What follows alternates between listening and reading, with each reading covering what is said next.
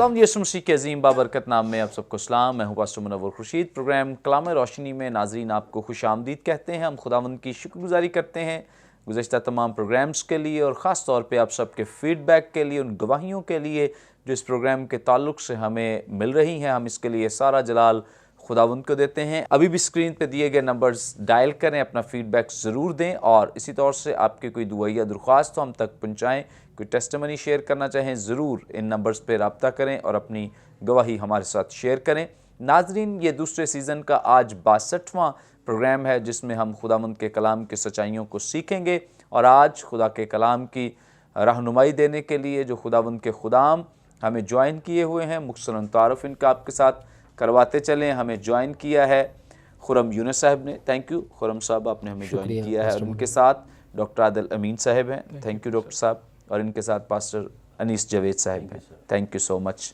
इससे पहले कि हम आज के इस पैसेज की तिलावत करें, मैं रिक्वेस्ट करूंगा पास्टर अनीस जवेद साहब से दुआ में प्लीज़ रहनुमाई करें। आइए दुआ मांगें। मसीह यस्सु में हमारे आसमानी बाप, हम तेरी शुक्रगुजारी और तारीफ़ तमजीद करते हैं, तो जो अपने जलाल के लिए हमें इस्तेमाल करता है और अपने रूह को बख्श देता है ताकि वो उस कुदरत और जलाल में तेरे लोगों को इस्तेमाल कर पाए। सो आज एक बार फिर उसी रूह की कसरत को, उस जुम्बश को यहाँ पर मांग लेता हूँ और दुआ है मालिक कि तेरे खुदाम का यहाँ पर बात करना तमाम देखने और सुनने वालों के लिए ज़िंदगी और सलामती और शादमानी का बायस हो जाए।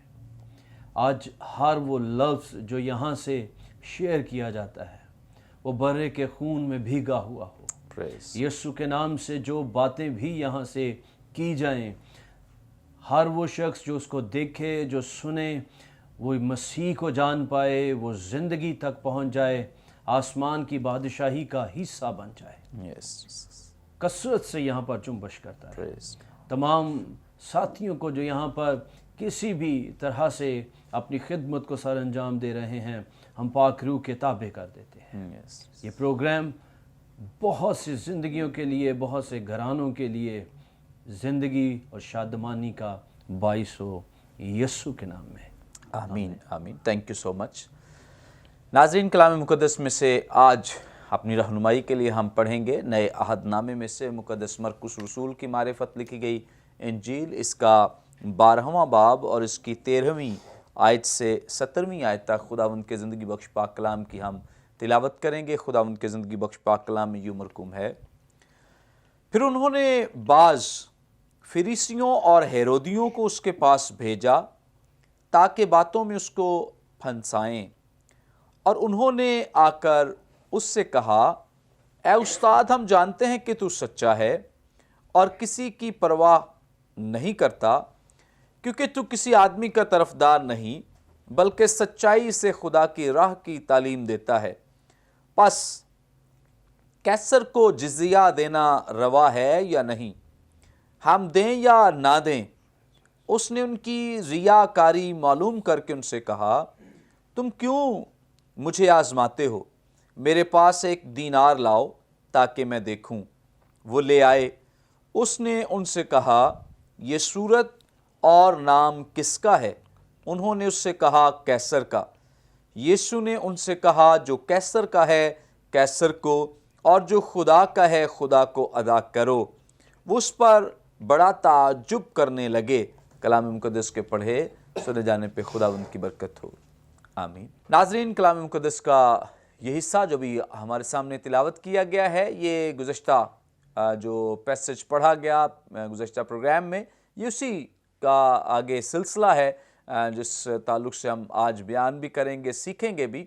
और ख़ास तौर पे यहाँ पर फरीसियों और हेरोदियों का ज़िक्र किया गया है और यहाँ पे एक बड़ा अहम क्वेश्चन है जो यहूदियों की तरफ से खुदावंद यीशु मसीह से किया गया है, क्या हमें कैसर को जिज़िया देना चाहिए या नहीं देना चाहिए? इस बात पे बहस व तकरार चल रहा है। खुदावंद यीशु मसीह से राय लेना चाहते हैं। एक लिहाज से वो देखना चाहते हैं कि वो हमारे हक़ में बयान देता है या कैसर के हक़ में बयान देता है। उसके दोनों तरह के जवाब देने में वो उसे फंसा सकते हैं। اس کے لیے پرابلم کریٹ کر سکتے ہیں، اس کے لیے مشکل پیدا کر سکتے ہیں، لیکن خداوند یسوع مسیح کی کوالٹی اور ان کی یہ صفت ہے کہ وہ ہمیشہ جس بھی بات کا جواب دیتے بڑی خوبصورتی کے ساتھ، اور جو سوال کرنے والے ہر دفعہ وہی شرمندہ ہو کر واپس لوٹتے ہیں، کیونکہ خدا کے بیٹے یسوع مسیح کے پاس وہ حکمت، دانش اور فہم ہے جس کا کوئی ثانی، کوئی نعم البدل نہیں ہے۔ سب سے پہلے ہم جانیں گے خرم یونس صاحب سے۔ خرم صاحب، یہاں پہ فریسیوں اور ہیرودیوں کا ذکر موجود ہے۔ اب ہم جانتے ہیں کہ ان دونوں کا اکٹھا ہونا کسی بھی ایک بات پر یہ تو مطلب مناسب نہیں ہے، کبھی بھی ہمیں دکھائی نہیں دیتا ہے، بلکہ خداوند یسوع مسیح کی شخصیت کو اگر ہٹا دیا جائے، سائڈ پہ کیا جائے، تو کسی ایک نقطے پہ یہ متفق نہیں ہے، تمام کے تمام جو فرقے ہیں۔ تو آج کس طرح سے یہ اکٹھے ہو کر یسوع مسیح سے سوال کرنے کے لیے آئے؟ جی پاسٹر منور صاحب، بہت شکریہ۔ اس میں ہم دیکھتے ہیں کہ جو ہیرودی ہیں، ہیروڈینس اور فریسی ہیں، تھوڑا سا میں بتانا چاہوں گا کہ یہ ہیرودی تھے کون، تھوڑا سا ان کا بیک گراؤنڈ جانیں گے، اور پھر ان کے درمیان جو تنازع تھا اور اختلافات تھے یا کانفلکٹ تھا وہ کیا تھا۔ تو یہ جو ہیرودی ہیں، یہ کہانی شروع ہوتی ہے کیسر جولیس سے، اور یہ 47 قبل از مسیح کی بات ہے۔ انہوں نے کیسر جولیس کی اطاعت میں آنے کی ٹھانی، اس کی خدمت، اس کو سپورٹ کرنے کے، اس کے حواری بننے کے انہوں نے ٹھانی، اور ہیرودی جو تھے انہوں نے 47 قبل از مسیح میں کیسر جولیس کی خدمت کی، جس نے اینٹی پٹیر اول جو کہ ہیرودیس اعظم کا باپ تھا اور ادومی تھا، اس کو اس نے اپوائنٹ کیا کہ وہ جوڈیا یعنی یہودیہ میں جو ہے وہ حاکم ہو۔ تو بیسیکلی رومن ایمپرر جو تھا وہ اوور آل رولر تھا، لیکن اس نے آگے جو اپوائنٹ کیے تھے لوگ وہ اس کے انڈر تھے۔ اور اس کے بعد ہیرودیس اعظم کے بعد جو ہے اس نے 37 جو ہے قبل از مسیح اس نے رول کرنا شروع کیا، اور ہیرودیس اعظم کے بعد ہیرودیس انتپاس جو ہے پھر وہ آیا، اور ہیرودیس انتپاس جو ہے اس کے بعد اس کا بیٹا آیا، اور وہ پھر گلیل کا، اور یہ بیسیکلی نا صوبے تھے، یہ 4-5 صوبے تھے، اس میں پریا اور گلیل اور یہودیہ اور دیگر صوبے تھے، and they were all under the rule of the Roman emperor. اور اس نے جو ہے وہ 4 قبل از مسیح میں جو ہے نا وہ رول کرنا شروع کیا۔ سو بیسیکلی یہ جو ہیرودی تھے، یہ صرف اس والے ہیرودیس کی جو ہے وہ سپورٹ میں نہیں تھے، بلکہ ہیرودیوں کی پوری پیچھے جنریشن اور جو تھی وہ ہیرودیس کی ڈائنیسٹی جو ہے پوری، اس کے سب کے وہ حواری تھے۔ وہ چاہتے تھے کہ اس کا جو تھرون ہے یا اس کا جو تخت ہے یا اس کی جو حاکمیت ہے وہ قائم رہے، وہ اس کو سپورٹ کرتے تھے۔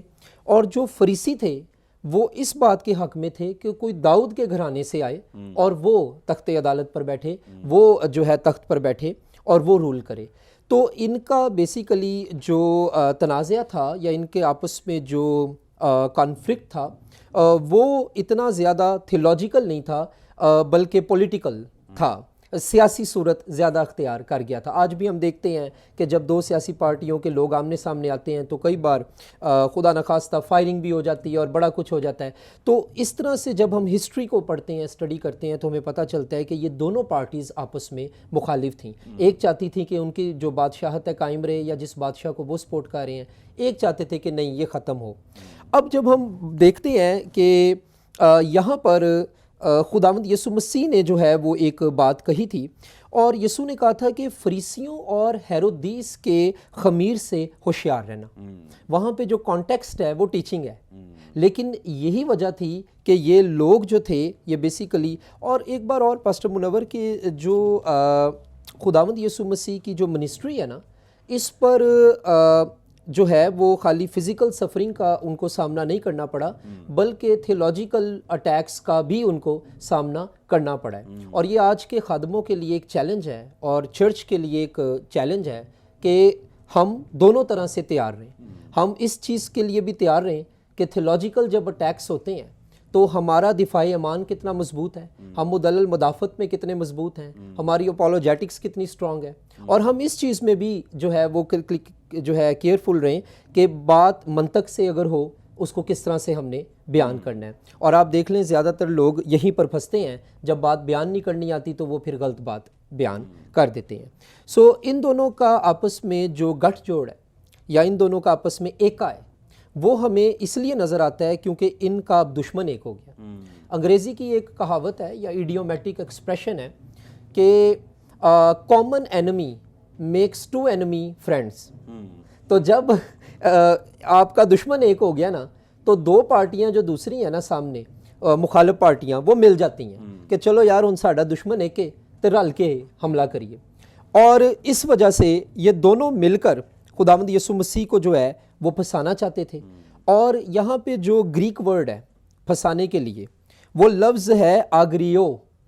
اور آگریو کا جب میں نے ڈکشنری میں معنی دیکھا پاسٹر منور تو بات اور کھلی کہ اس لفظ کا مطلب ہے شکار کر لینا اور جھپٹ لینا, اپنے شکنجے میں لے لینا. شکنجے کے لیے گریک ورڈ اسکینڈلون ہے. تو اس کو یعنی اس کو ایسے پکڑ لینا, ضبط کر لینا, تسلط قائم کر لینا, برباد کر دینا, شکار کر لینا یا مار ڈالنا. یہ سارے معنی یا مفاہیم اسی میں موجود ہیں. تو اس وجہ سے چونکہ جو ہیرودی تھے ان کو پرابلم تھا تخت کا, جو فریسی تھے ان کو پرابلم تھا تعلیم سے. تو دونوں جب مل گئے تو انہوں نے کہا یار دشمن ہمارا ایک ہے, اسے ہم پھنسائیں. اور یہ صرف یہی نہیں, کچھ اور جگہوں پر بھی ان کا ذکر ہے جہاں پر یہ پارٹی میں ایکا ہوتا نظر آتا ہے یسوع کے خلاف. تھینک یو سو مچ. بڑی زبردست باتیں جو خداوند کے خادم ہمارے ساتھ شیئر کر رہے ہیں ہیرودیوں اور فریسیوں کے تعلق سے. اگرچہ ان کی آپس میں بنتی نہیں ہے لیکن ایک بات کے لیے یہ متفق ہیں, خداوند یسوع مسیح کو نقصان پہنچانا چاہتے ہیں کیونکہ یہ واحد شخصیت ہیں جو ان سب کے خلاف لوگوں کو خالص تعلیم دے رہے ہیں کہ یہ کر کیا رہے ہیں. ریاکارانہ جو رویہ ہے لوگوں کے سامنے خداوند یسوع مسیح نے اس کو پیش کیا ہے کہ کس طور سے یہ لوگ ریاکاری کرتے ہیں لوگوں کے ساتھ بھی اور خدا کے ساتھ بھی. ابھی ہم آگے بڑھیں گے, ڈاکٹر عادل امین صاحب سے ہم جانیں گے. ڈاکٹر صاحب یہاں پہ جب یہ دونوں ایکا کر کے خداوند یسوع مسیح کے پاس آئے ہیں تو لکھا ہے, کہہ رہے ہیں کہ اے استاد ہم جانتے ہیں کہ تو سچا ہے, کسی کے پرواہ نہیں کرتا کیونکہ تو کسی کا طرفدار نہیں بلکہ سچائی سے خدا کی راہ کی تعلیم دیتا ہے. تو کتنی صداقت ہے ان کے اس بول میں جو وہ کہہ رہے ہیں, کیا یہ دل سے کہہ رہے ہیں یا کوئی اور ان کی چال ہے یہاں پہ؟ شکریہ بھائی صاحب. یہ ایسی کیفیت ہے کہ یہ ساری باتیں جو وہ کہہ رہے ہیں وہ یسوع مسیح کے بارے میں بالکل حقیقت, لیکن کہنے والے کی ریاکاری ہے. چونکہ یہ پکڑنے کے لیے آئے ہیں اس لیے یہ تو ہو نہیں سکتا کہ یہ دل سے تعریف کر رہے ہو, اور چونکہ وہ دل سے تعریف نہیں کر رہے اس لیے وہ اگر یسوع مسیح کو سچا کہتے ہیں تو یسوع مسیح تو سچا ہی ہے, یسوع مسیح کو استاد کہتے ہیں تو یسوع مسیح تو استاد ہی ہے. اصل میں اس دور کے لوگوں کا جو گفتگو کرنے کا طریقہ کار تھا وہ اس میں موجود ہے. آپ دیکھیں کہ ہیرودیس جب نیکودیمس جب خداوند یسوع مسیح سے بات کرتا ہے تو اس بیچارے کی تو نیت ٹھیک تھی, تو اسی انداز سے وہ بات شروع کرتا ہے کہ اے نیک استاد. ایک تو اس میں وہ انداز پایا جاتا ہے جو وہاں کے لوگوں کا تھا, لیکن اس وقت جو یہ لوگ ہیں اور بہت کچھ خداوند یسوع مسیح کے بارے میں کہتے ہیں, اے استاد ہم جانتے ہیں کہ تو سچا ہے. اچھا بھی جانتے ہیں لیکن مانتے نہیں ہیں. یہ پرابلم اس وقت بھی تھا, یہ پرابلم آج بھی ہے. بہت سے لوگ ہیں جو یسوع کو جانتے تو ہیں مانتے نہیں ہیں, اور بہت سے لوگ ہیں جو یسوع کو ایک حقیقت کے طور پر مانتے ہیں, ان یسوع کے بغیر ان کا کام نہیں چلتا لیکن اسے قبول نہیں کرتے. ایسی ہی کیفیت اس وقت ان لوگوں پر طاری ہے. یہ جو کچھ بھی کر رہے ہیں ان کی نیت ٹھیک نہیں, لیکن یہ ساری ایک تمہید ہے. جو کام یہ کرنے کے لیے آئے ہیں یہ اس کی تمہید ہے کہ اے استاد ہم جانتے ہیں کہ تو سچا ہے اور کسی کی پرواہ نہیں کرتا، کیونکہ تو کسی آدمی کا طرفدار نہیں بلکہ سچائی سے خدا کی راہ کی تعلیم دیتا ہے۔ دوسرا یہ ہے، میں مطلب جو وقت میں نے فارنرز کے ساتھ گزارا اس میں بہت کچھ سیکھنے کو ملا۔ جس شخص کو آپ ٹریپ کرنا چاہتے ہیں وہ ہر بار جھوٹ یا فریب یا مکر سے ٹریپ نہیں ہوتا،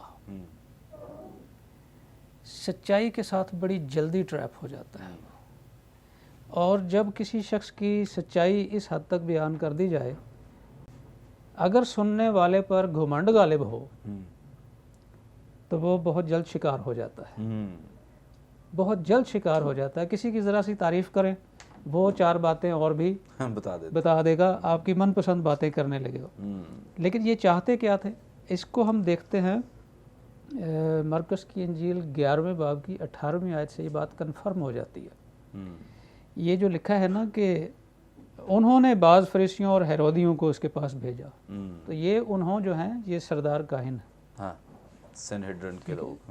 یہ بالکل انہوں نے اس بات پر فائنل کر لیا ہے ڈیسیجن کہ ہم نے یسوع کو پکڑنا ہی پکڑنا ہے۔ لیکن ایک خوبی تھی ان لوگوں میں، وہ آپ کو بائبل مقدس کے اور واقعات میں بھی نظر آئے گی۔ یہ بلا وجہ کسی کا بازو پکڑ کے نہیں لے جا سکتے، ان کو کوئی سالڈ ریزن چاہیے، ان کو جواز چاہیے گرفتاری کا بھی، ان کو جواز چاہیے کسی کو قتل کرنے کا بھی، کیونکہ ایٹ لیسٹ اس وقت جب یہ رومی سلطنت کے زیر اپنا اس کی رعیت میں ہے، اس کا تسلط ان پر ہے، تو یہ خود کسی کو سزا بھی نہیں دے سکتے۔ ان کے 2 چیزوں میں سے ہو کر گزرنا ہے ان کو۔ اگر شریعت کے خلاف کوئی بات وہ یسوع مسیح میں پاتے ہیں تو پہلے شرعی عدالت، اور شرعی عدالت کی سزا کی انڈورسمنٹ ان کو رومن گورنمنٹ سے چاہیے۔ یہ اتنا نازک کام نہیں ہے۔ اگر وہ کسی کو ایسے ہی جھوٹا الزام لگا کر لے جاتے ہیں سامنے، آگے جا کے اس کو پروو نہ کر سکیں تو خود الٹے بھی یہ پھنس جائیں گے۔ بڑی مکاری کے ساتھ، بڑی چالاکی کے ساتھ، بلکہ جو خداوند یسوع مسیح کے حوالے سے جو بات لکھی ہوئی ہے وہ عالم کل ہے، دلوں و خیالوں کو جاننے والا، اس نے یہ جان لیا کہ ان کی یہ ریاکاری ہے۔ تو جب یسوع مسیح کی طرف سے یہ گواہی مل رہی ہے کہ یہ ان کی ریاکاری تھی، تو ہم تو یہ کہہ ہی نہیں سکتے کہ وہ دل سے تعریف کر رہے ہیں۔ بالکل یہ مکاری، ریاکاری اور چال جس طرح کے بیان کیا اپنے کے یہ شکار کرنے کا پورا منصوبہ تھا۔ تھینک یو سو مچ۔ بڑی زبردست باتیں جو ڈاکٹر عادل امین صاحب ہمارے ساتھ شیئر کر رہے ہیں۔ ناظرین ہمارے ساتھ رہیے، یہاں پہ وقت ہو ایک بریک کا، ہم لیں گے ایک شارٹ بریک، دیکھتے رہیے کلام روشنی۔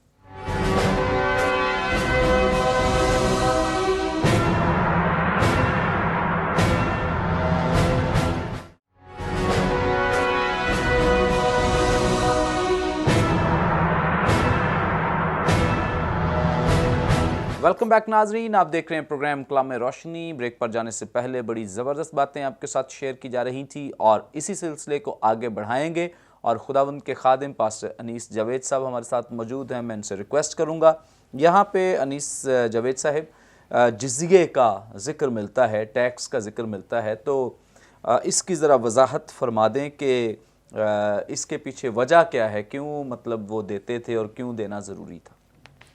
جی تھینک یو سو مچ سر۔ مسیح کی سلامتی آپ تمام کے ساتھ ہو۔ 15ویں آیت ہمیں اس کے تعلق سے اشارہ دیتی ہے، وہ یہ کویسچن انہوں نے یسوع مسیح کو پھانسنے کے لیے کیا ہے، ٹریپ کرنے کی کوشش ہے، جزیہ دینا روا ہے یا نہیں۔ جب ہم اس کو انگلش کے اندر دیکھتے ہیں تو اس کے لیے 2 طرح کے لفظ موجود ہیں۔ بعض ٹرانسلیشن اسے ٹیکس بولتی ہے، بعض ٹرانسلیشن اسے ٹریبیوٹ بولتی ہے۔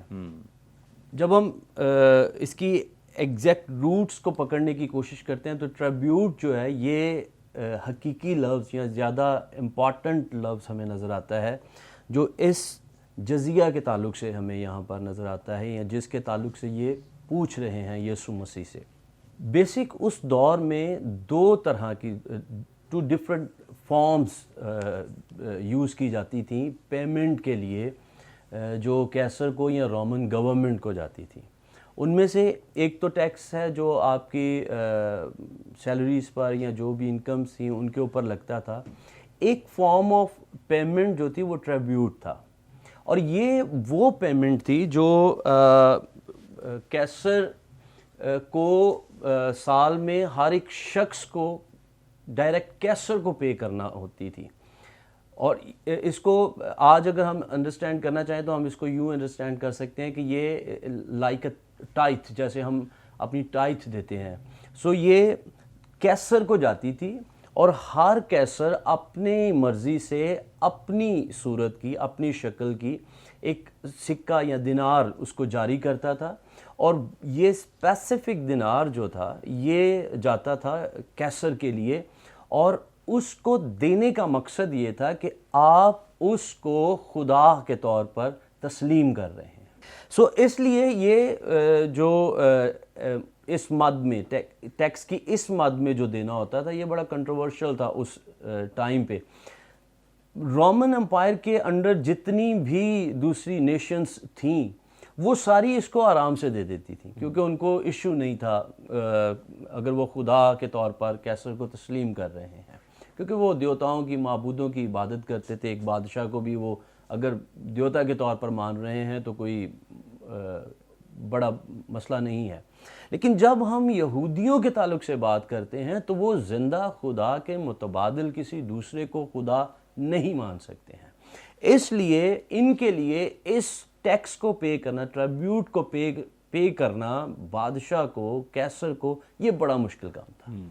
इसलिए यीशु मसीह के पास इस मामले को लाया गया कि अगर ये कह दे कि देना चाहिए तो अभी ये फंस जाएगा, अगर ये कह देंगे कि नहीं देना चाहिए तो अभी हम इसको गवर्नमेंटल लेवल के ऊपर हम फांस लेंगे कि ये मुल्क के ख़िलाफ़ या कैसर के ख़िलाफ़ बगावत पर उकसा रहा है।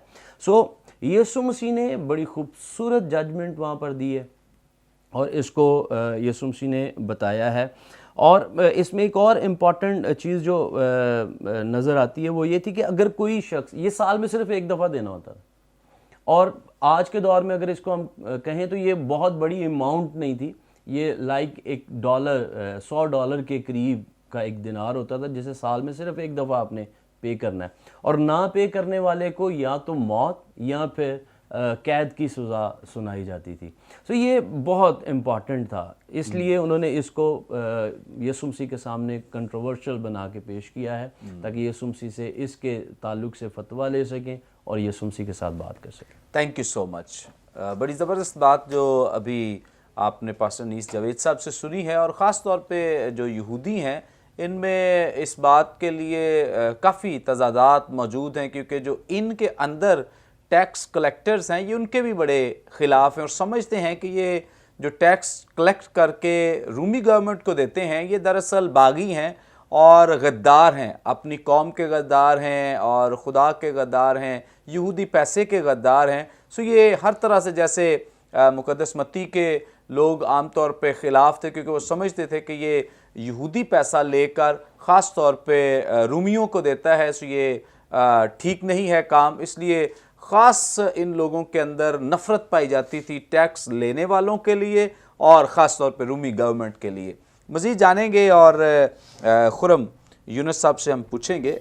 खुरम साहब प्लीज़ हमारी रहनुमाई करें। खुदावंद यीशु मसीह से जब ये सवाल करते हैं तो इस सवाल के पीछे फरीसियों और हेरोदियों के मुहर्रकात क्या हो सकते हैं, या किस गर्ज से ये खुदावंद यीशु मसीह से ये सवाल कर रहे हैं? जी पास्टर मुनव्वर साहब, उनके जो मुहर्रकात हैं वो वही हैं जो उनके रहे हैं, फसाना और खुदावंद यीशु मसीह के ख़िलाफ़ बगावत जो है एक रवैया अख्तियार बगावत का करना या उनको जो है वो शिकंजे में फंसाना। इसमें ना थोड़ी सी बात मैं ये करना चाहूँगा कि चाहे कोई इंसान है या कोई हैवान है, वो आज़ादी पसंद करता है, कैद पसंद नहीं करता।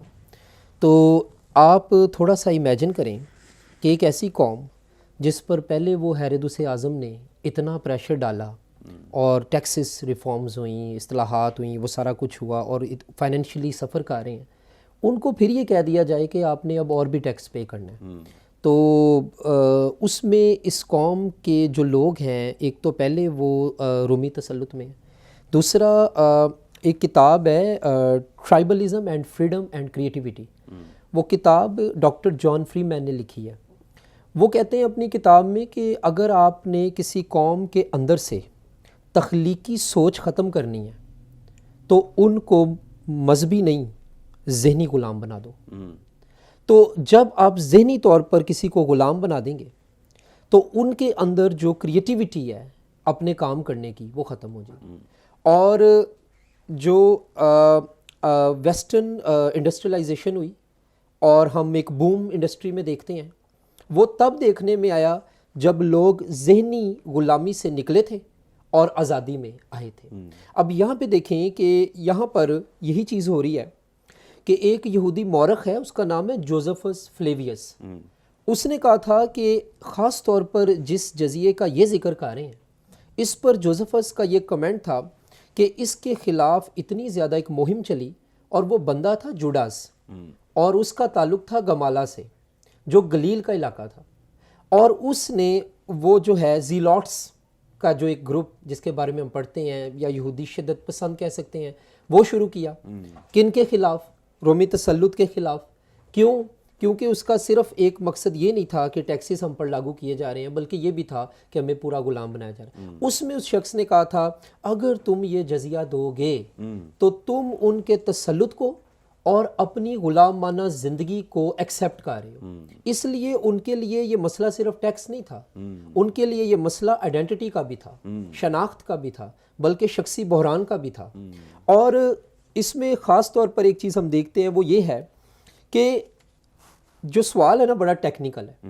میں تھوڑی سی اس کی ٹیکنیکلٹی کے اوپر نا بات کرنا چاہوں گا.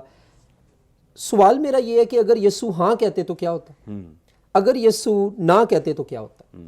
اچھا, اگر یسوع ہاں کہتے تو پبلک خلاف پسے ہوئے ہیں, اگر یسوع نہ کہتے تو سیکولر اتھارٹیز جو غیر مذہبی یا سرکاری اتھارٹیز ہیں وہ خلاف.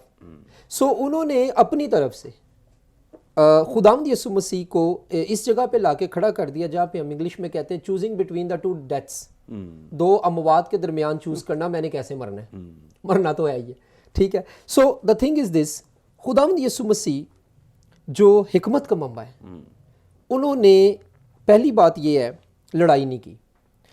یہاں سیکھنے کی بات یہ ہے کہ اگر آج ہم سے کوئی سوال کرے نا ہماری لائف, منسٹری یا دیگر چیزوں کے بارے میں, ہمیں لڑائی نہیں کرنی چاہیے. ہم نے اس کو ڈیل کرنا ہے وداؤٹ لڑائی. آپ کہیں پہ بھی دیکھیں, پنجابی چ میں کہاں گا یسوع کسے تے گل نہیں پیا, ایتھے تے پائی گل کر کے ویکھو.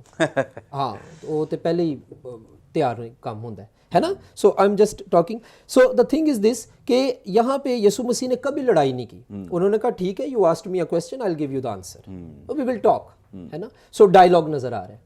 دوسری بات ہمیں یہاں پہ دیکھنے میں یہ پتہ چلتی ہے کہ خداوند یسوع مسیح نے ان کے سوال کو اگنور بھی نہیں کیا. He never neglected their question. سوال جب پوچھا گیا تو یا تو اس نے اس کا جواب دیا یا پھر سوال کی جگہ کراس کوسچن کیا. تو جب ہم سے سوالات پوچھے جاتے ہیں تو ہمیں اسے ایک تو لڑائی نہیں کرنی, دوسرا ہم نے اس کو اگنور بھی نہیں کرنا. اگر نہیں آتا تو ہم کہہ سکتے ہیں کہ سوری, ہم اس کا بعد میں جواب بہتر تحقیق کر کے دے سکتے ہیں. اچھا, سوال جو ہے اس میں یہ تھا کہ اب خداوند یسوع مسیح نے اس سوال کے اندر سے دو راہیں یا زاویے نکال دی ہیں. پہلا زاویہ انہوں نے نکالا ہے کہ تمہاری ایز اے یہودی پولیٹیکل ڈیوٹی کیا ہے. دوسرا ایز اے جوئش بلیور تمہاری خدا کے لیے ڈیوٹی کیا ہے. تو آج پاسٹر منور ہمارے لیے بھی یہ چیلنج ہے, بلکہ ہمارے لیے سیکھنے کی بات ہے کہ as a Christian what is our political duty, ہے نا. میں سوچتا ہوں, ایک کتاب کچھ عرصہ پہلے میں نے پڑھی, لینڈا کوپ سوئٹزرلینڈ میں ہوتی ہیں, انہوں نے کتاب لکھی old testament template.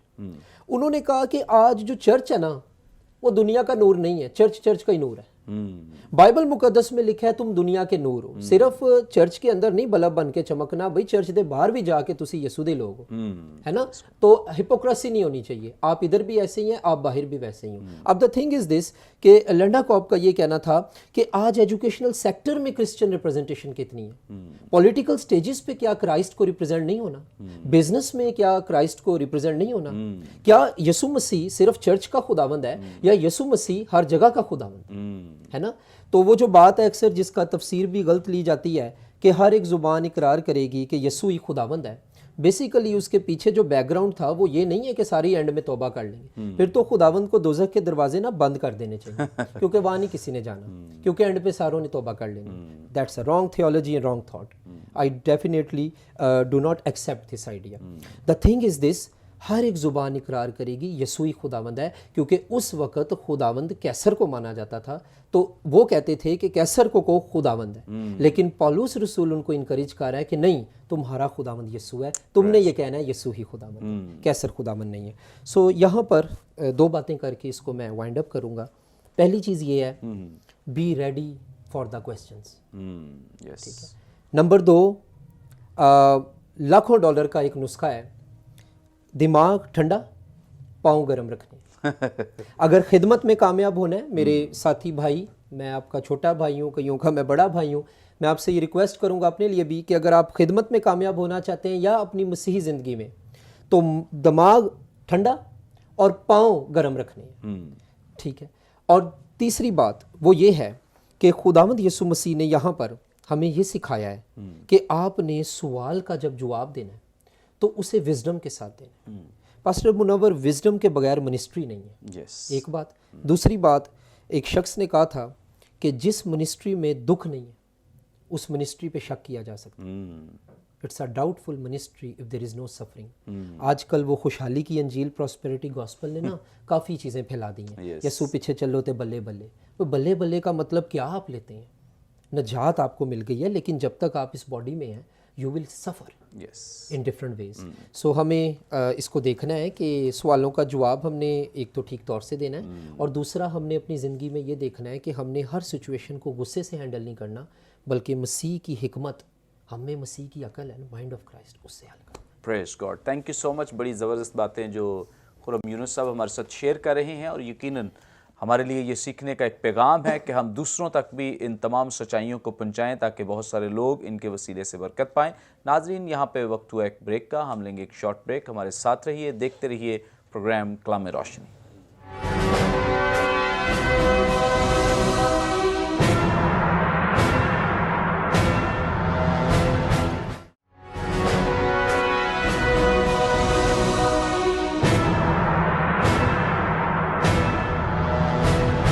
Welcome back नाजरीन, आप देख रहे हैं प्रोग्राम कलाम रोशनी। बड़ी ज़बरदस्त बातें जो ब्रेक पर जाने से पहले आपके साथ शेयर की जा रही थी, और यकीनन आप सब ने इन तमाम बातों के वसीले से बरकत पाई है, खुदा के कलाम से बरकत पाई है।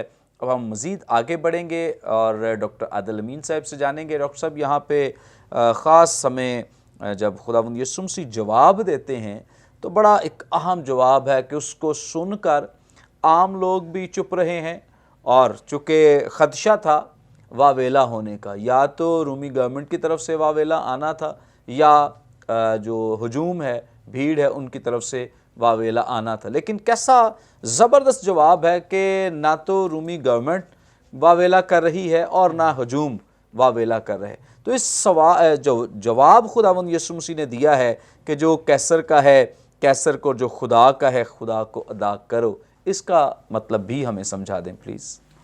जी भाई साहब, किसी भी डिबेट को जीतने का बुनियादी उसूल ये है कि या तो दलील के साथ कैटेगोरिक जवाब दे दें, या फिर सामने वाले पर कोई ऐसा सवाल मुसल्लत करें कि वो या तो फिर वो खुद ही जवाब दे दे, या फिर उसका अपना सवाल ज़ाया हो जाए। यूहन्ना के बपतिस्मा के बारे में ये ऐसी ही सूरत हाल थी कि वो आसमान की तरफ से था या ज़मीन की तरफ से। तो वो अब परेशान हो गए सवाल करने वाले कि अगर हम कहें आसमान की तरफ से تو پھر بھائی سب لوگ کہیں گے کہ مانتے کیوں نہیں، اور اگر ہم کہیں گے زمین کی طرف سے تو پھر لوگ غصہ کریں گے کہ اچھا کیونکہ وہ تو نبی مانتے ہیں نا یوحنا کو. یہاں پر بھی صورتحال کچھ ایسی ہی ہے. کیسر کے لیے جزیہ اکٹھا کرنے والے لوگوں کی تعداد ان دنوں جن دنوں یہ بات ہو رہی ہے خاصی کم ہو گئی تھی اگر ہم ہسٹری کا مطالعہ کرتے ہیں. اور آپ کو حیرت ہوگی یہ جان کر کہ اس کا ریزن یسوع مسیح تھا.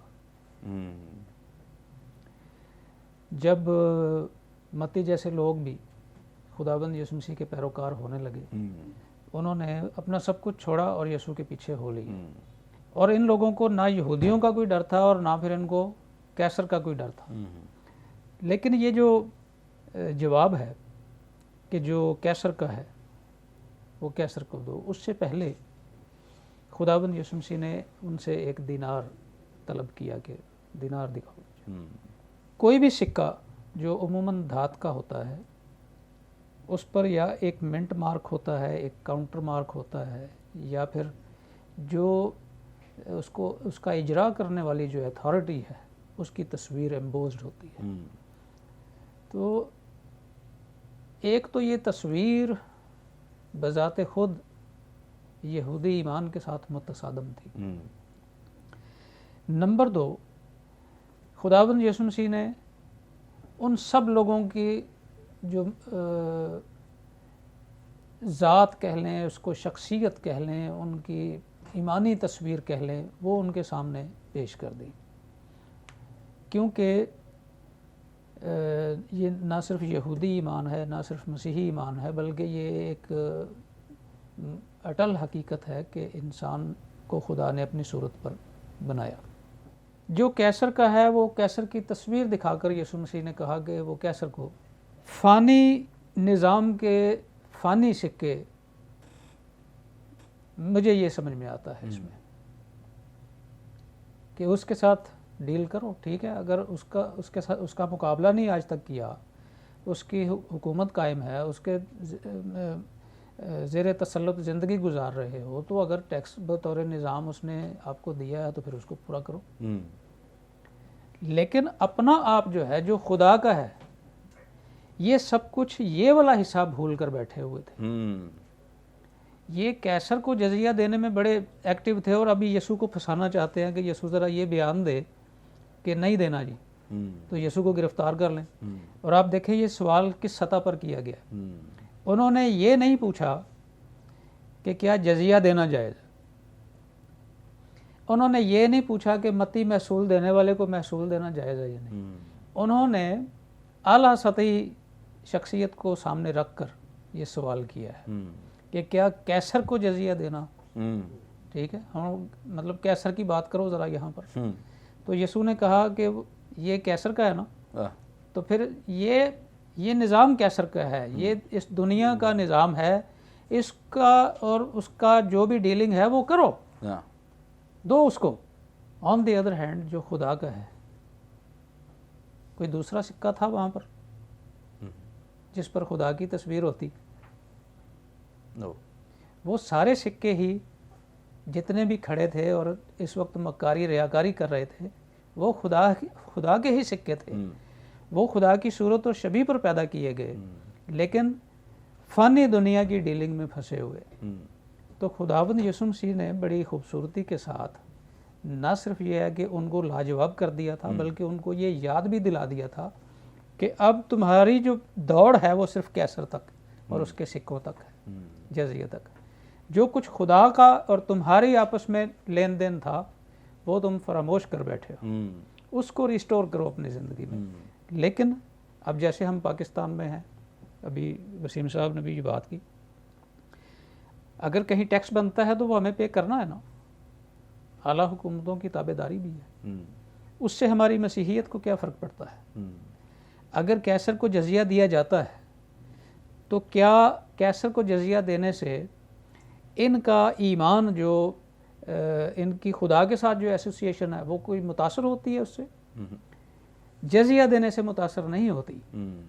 ہاں کیسر کو اس خدا کا درجہ دینے سے متاثر ہوتی ہے جو یہ لوگ دے رہے تھے. खुदा के बेटे के खिलाफ कैसर को ये तरजीहन मतलब उसके सामने पेश कर रहे हैं कि कैसर को जजिया देना जायज़ है या ये नहीं जायज़। हुआ ये था कि अभी जब लाजर को खुदावंद यीशु मसीह ने 4 दिन के बाद लाजर को जब ज़िंदा किया तो बहुत लोग जो है वो खुदावंद यीशु मसीह के पैरोकार हो गए। छोटा काम नहीं था। उस वक्त जो है फरीसियों में एक ख़ास तरह की परेशानी नज़र आई। उन्होंने एक दूसरे से कहा कि सोचो इस बात को सोचो कि जहान उसका पैरो हो चला। तो जितने लोग उसके पैरो होते चले जाते थे वो कैसर के खौफ से, हेरोदीस के खौफ से या ये फ़कीहों और फरीसियों के जो फतवा जात थे इनके खौफ से वो बाहर निकल आते थे। कोई महसूल लेने वाला है तो उसने महसूल लेना छोड़ दिया और खुदाबंद यीशु मसीह का पैरोकार हो गया। तो उस वक्त में, उस दौर में एक्चुअली ये हुआ था कि खिराज देने वालों की तादाद में कमी वाक़ई हुई थी और पूछगछ होती तो इन लोगों से होती। अब ये यीशु मसीह को ये पूछकर कि कैसर को जजिया देना जायज़ है या नहीं जायज़, शायद कैसर को ये जवाब देना चाहते हैं कि इस शख्स की वजह से ना ज़रा रिकवरी इस दफ़ा नहीं हुई लेकिन खुदावंद यीशु मसीह ने सारी सियासत, सारी शरीयत, सारी रूहानियत उनकी जो है ना वो ठप कर दी कि क्यों नहीं, मतलब कैसर के साथ है ना डीलिंग, तस्वीर कैसर की है ना। तो जब इसको कैसर कहते हो, इसको सिक्का मानते हो, ये सिक्का राइजुल वक्त है, इख्तियार के साथ जारी हुआ है, तो फिर इसके साथ जो सिस्टम है आप उसके पाबंद हैं। तो इस पाबंदी को निभाओ, लेकिन जो खुदा का है वो खुदा को दो। जो अनाज का हिस्सा कौम के लिए जमा होता था और ज़ख़ीरा खाना में पहुंचाया जाता था, ये लोग बड़ी मक्कारी से कैसर को रोम में पहुंचाते थे। उन जिम्मेदारियों को एक तरफ रख के जो खुदा ने इनके ज़िम्मे लगाई थी, अब ये सिर्फ कैसर की तिजोरियां भरने में लगे हुए थे। तो बड़ा मतलब इतना ये छोटा सवाल या इतना कोई गैर अहम सवाल नहीं था, या सिर्फ आजमाइश नहीं थी कि देखें यीशु क्या कहता है। यीशु ने फिर जो कुछ कहा उसकी तकमील उनके बस में नहीं थी। अब ना वो बैतुल माल को, अपनी कौम को उसी तरह से सपोर्ट कर सकते थे। आपने देखा कि चंद एक रोज़े थे जो इनके लिए फ़र्ज थे, लेकिन खुदाबंद यीशु मसीह के दौर में आपको वो लोग मिलेंगे जो हफ्ते में 2 बार रोज़ा रखते। ये कौन सी रूहानी तालीम थी या किसने दी थी इनको कि हफ्ते में 2 बार रोज़ा रखें? यही फ़कीह और फरीसी अपनी कौम को गलत तालीम देकर, अगर आप इसका हिसाब लगाएं 1 महीने में 8 रोज़े, तो ये 96 डेज़ जो है ना, इसका राशन भी इस झूठी तालीम के बाद, 96 रोज़ों की तालीम के बाद जो राशन बच रहता था वो भी कैसर रोम को पहुंचाया जाता था। बड़े पैंतरे, बड़ी चालबाजी थी उस वक्त कि हम ज़्यादा से ज़्यादा कैसर को खुश कर लें। उसी सिलसिले की एक कड़ी थी। Thank you so much. बड़ी ज़बरदस्त बातें और बड़ी डिटेल के साथ जो डॉक्टर साहब हमारे साथ शेयर कर रहे थे। नाज़रीन, जिस तौर से खुदावंद यीशु मसीह ने ये जवाब दिया, बड़ा खूबसूरत जवाब है कि जो कैसर का है, और बड़े अच्छे तरीके से बयान किया है कि जो सिस्टम है उसको फॉलो करें, जो कुछ कैसर का है वो कैसर को दें, और जो खुदा का है, मतलब ये कि आप सब खुदा के हैं, जो खुदा का सिस्टम आपके लिए है वो खुदा को दिया जाए, यानी अपना आप खुदा को दिया जाए, अपना पैसा खुदा को दिया जाए, अपनी तरजीहात खुदा को दी जाएं, अपने घर में सबसे ज़्यादा इम्पोर्टेंस खुदा को दी जाए। तो दरअसल ये इस हिस्से में मकारी कर रहे हैं, कैसर को तो वो खुश दीगर तरीक़ों से भी कर रहे हैं। बड़ा ज़बरदस्त जवाब जो अभी डॉक्टर साहब ने हमारे साथ शेयर किया है। इसी तौर से हम जानेंगे पास्टर अनीस जावेद साहब से। पास्टर साहब, इस पूरे हिस्से का अमली इतलाक़ क्या हो सकता है? जी थैंक यू सर। अमली इतलाक़ तो बड़े ज़बरदस्त तरीके से हम तक पहुंच चुका है। डॉक्टर साहब ने बड़ी सेर हासिल गुफ्तगू फरमाई है, और जब भी मैंने इस पैसेज को देखा है आज तक, जब भी पढ़ा है, मैंने इसको इसी तनाजुल में पढ़ा और जाना है कि चूँकि पैदाइश ही में हमें ये बार बार करवाया गया कि इंसान के ऊपर ہم لائکنس پر خدا کی لائکنس کے اوپر ہیں, صورت اور شبیہ پر بنائے گئے ہیں. سو ہمیں ڈیفینیٹ ہے کہ ہم اپنا آپ, اپنا دل, کیا تم نہیں جانتے تم روح القدس کا مقدس ہو اور روح القدس تم میں بسا ہوا ہے. لیکن یہاں پر جو اس پورے پیسج کے اندر ہمیں خوبصورت باتیں نظر آتی ہیں, جو ہمیں انکریجنگ پوائنٹ نظر آتے ہیں, جو سیکھنے کی باتیں ہیں, ہمیں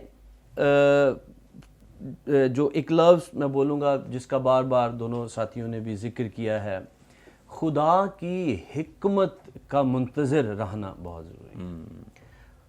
ہر بات میں, اپنی زندگی کے ہر معاملے کے اندر ہمیں اس وزڈم کے لیے خدا کا متلاشی ہے جس سے ہم سارے معاملات کو ہینڈل کر سکتے ہیں. کون ہم سے بات کر رہا ہے, کیا کہنا چاہ رہا ہے. یسوع مسیح کے اندر یہ خوبی تھی, اس سے پہلے کہ کوئی شخص ان سے سوال کرتا تھا وہ اس کو جانچ لیا کرتے تھے, وہ اس کے باطن کو سمجھ جاتے تھے. آج وہی روح ہم میں ہے, ہم کو وہی روح بخشا گیا ہے.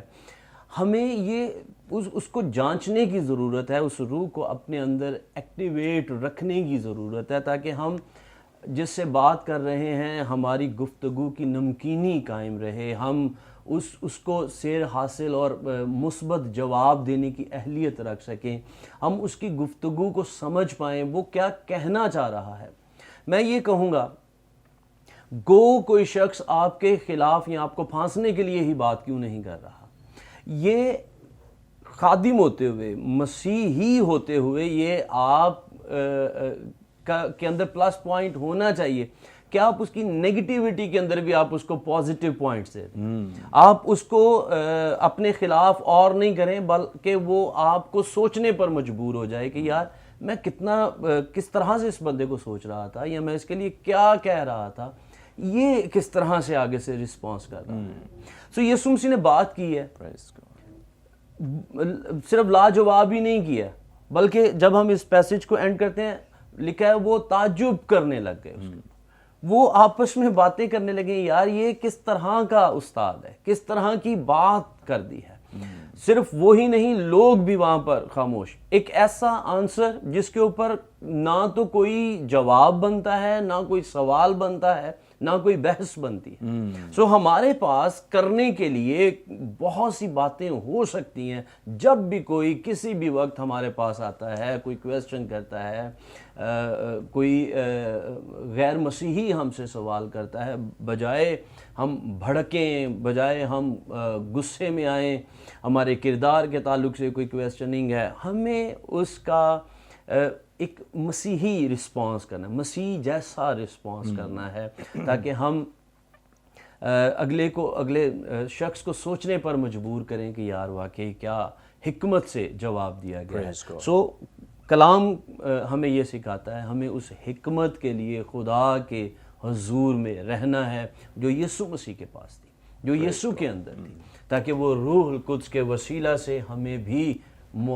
بھی صلاحیت کرے, ہمارے پاس بھی ہو, تاکہ ہم ہر کسی کے ساتھ, اور اسی کو کہتے ہیں روح کے پھل, اسی سے ہم محبت اپنی شو کرتے ہیں.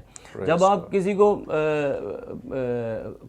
نیگیٹو رسپانس کرتے ہیں یا غصے سے رسپانس کرتے ہیں تو سب سے پہلی انگلی تو آپ ہی کے کردار کے اوپر اٹھے گی. سب سے پہلے تو آپ کو کوئی شخص تکبر والا سمجھے گا یا آپ کے کردار کے اوپر انگلی اٹھائے گا. اس لیے میں یہ کہوں گا اس پورے پیسج کے اندر ہمیں یسوع مسیح کے کردار کو فوکس کرنا ہے. پریز گاڈ. یسوع مسیح کا کردار ہمیں یہ سکھا رہا ہے, ہمیں ہر معاملے کو روح کی حکمت سے دیکھنا ہے, سوچنا ہے, سمجھنا ہے اور اس کے مطابق رسپانس کرنا ہے, اور کسی کو بھی کیا کہنا چاہیے کہ نیگیٹو سوچنے پر مجبور نہیں کریں, یا اس کے آگے کوئی کویسچنز اور پہ اور ہمیں یہ کرنے کی ضرورت نہیں ہے. ہمیں ایک اچھے گواہ بننے کی ضرورت ہے. پریز گاڈ. تھینک یو سو مچ. بڑی زبردست باتیں جو پاسٹر انیس جاوید صاحب ہمارے ساتھ شیئر کر رہے ہیں. یقیناً ناظرین آپ سب نے آج کے اس پروگرام کے وسیلے سے بڑی برکت پائی ہے, اور آپ سب کے لیے خوشی کی خبر یہ ہے آپ ہمارے سارے یہ پروگرامز جو ہیں کلام روشنی کے یوٹیوب پہ دیکھ سکتے ہیں. یوٹیوب کے لیے جو ہمارے چینل کا لنک ہے बरकत टीवी ऑफिशियल के नाम से आप कलाम रोशनी के सारे प्रोग्राम्स आप यूट्यूब पे देखें, ज़रूर सब्सक्राइब करें और दूसरों के साथ शेयर भी करें ताकि बहुत सारे लोग जो हैं इन प्रोग्राम्स के वसीले से बरकत पा सकें। स्क्रीन पे दिए गए नंबर्स डायल करें, अपनी आरा से भी हमें आगाह करें, कोई आपका क्वेश्चन हो ज़रूर हम तक पहुंचाएं, इस प्रोग्राम का फीडबैक भी ज़रूर दें और इसी तौर से कोई टेस्टिमनी हो ज़रूर हमारे साथ शेयर करें ताकि आपके वसीले से बहुत सारे दीगर लोग भी बरकत पाएँ। Thank you so much pastor साहब।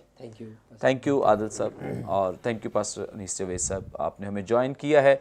नाजरीन, अब हम आपसे इजाज़त चाहेंगे, आइंदा एक नए एपिसोड के साथ दोबारा आपकी खिदमत में हाजिर होंगे। तब तक के लिए इजाज़त दीजिए, देखते रहिए बरकत TV. God bless you all.